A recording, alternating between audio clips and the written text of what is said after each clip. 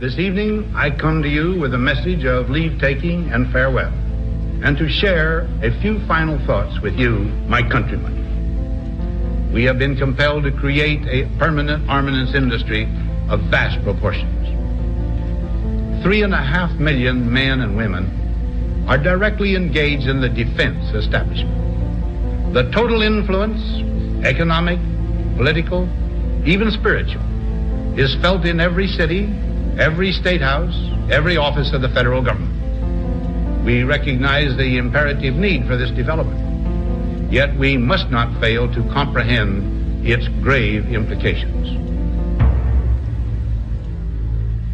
In the councils of government, we must guard against the acquisition of unwarranted influence, whether sought or unsought, by the military-industrial complex.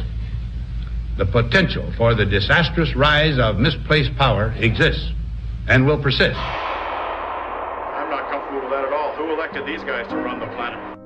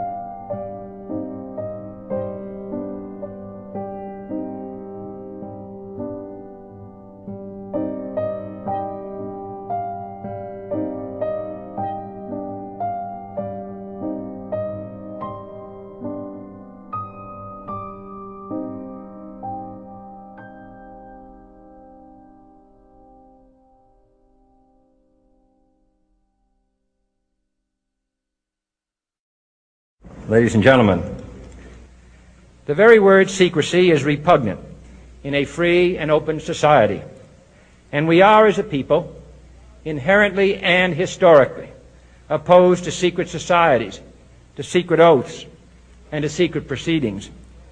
We decided long ago that the dangers of excessive and unwarranted concealment of pertinent facts far outweighed the dangers which are cited to justify it. Even today, there is little value in opposing the threat of a closed society by imitating its arbitrary restrictions. Even today, there is little value in ensuring the survival of our nation if our traditions do not survive with it. And there is very grave danger that an announced need for increased security will be seized upon by those anxious to expand its meaning to the very limits of official censorship and concealment.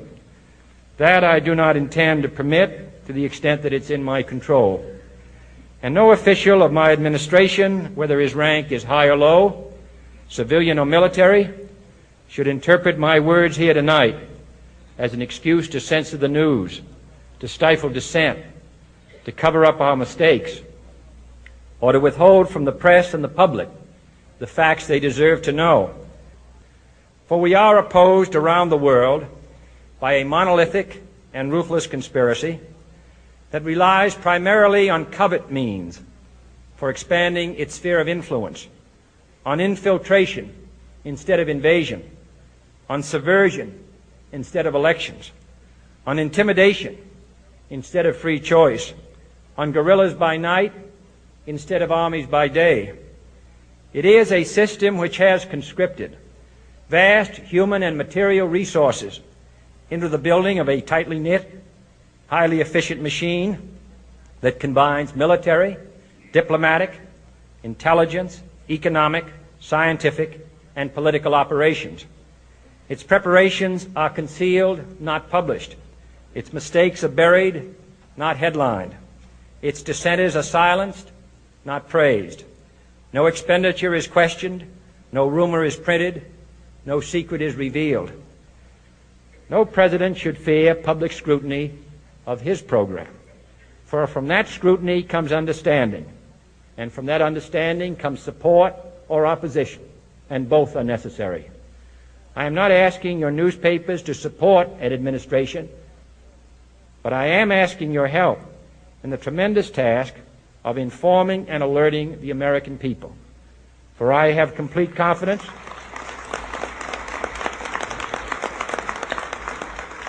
in the response and dedication of our citizens whenever they are fully informed. I not only could not stifle controversy among your readers, I welcome it. This administration intends to be candid about its errors. For as a wise man once said, an error doesn't become a mistake until you refuse to correct it. We intend to accept full responsibility for our errors, and we expect you to point them out when we miss them. Without debate, without criticism, no administration and no country can succeed, and no republic can survive. That is why the Athenian lawmaker Solon decreed it a crime for any citizen to shrink from controversy.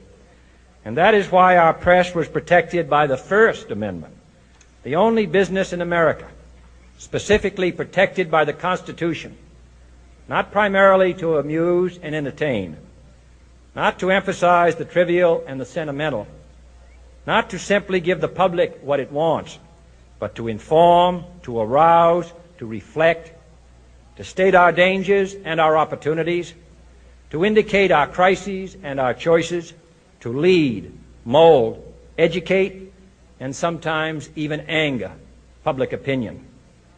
This means greater coverage and analysis of international news, for it is no longer far away and foreign, but close at hand and local. It means greater attention to improved understanding of the news, as well as improved transmission. And it means, finally, that government at all levels must meet its obligation to provide you with the fullest possible information outside the narrowest limits of national security.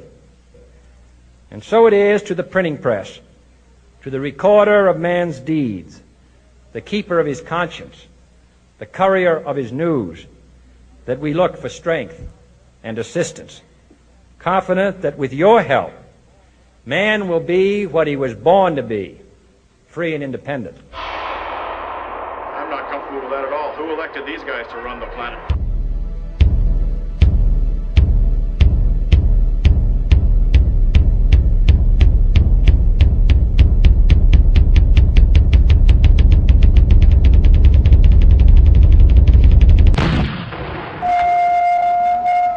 Here is a bulletin from CBS News.